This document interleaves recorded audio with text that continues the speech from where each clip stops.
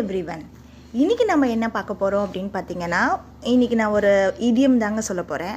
ஆக்சுவலாக இந்த இடியம் என்னென்னு பார்த்தீங்கன்னா, bite of more than you can chew. கொஞ்சம் பெரிய இடியமாக தான் இருக்குது. Again I repeat, bite of more than you can chew. இது தாங்க இடியம்.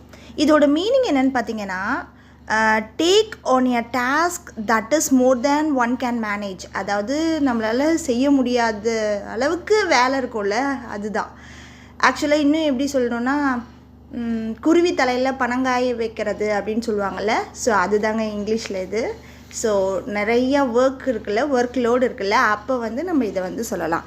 இதுக்கான எக்ஸாம்பிள் சென்டென்ஸ் என்னென்னு பார்த்தீங்கன்னா, I think I bite of more than I could chew when I agreed to paint this house by myself. கண்டிப்பாக.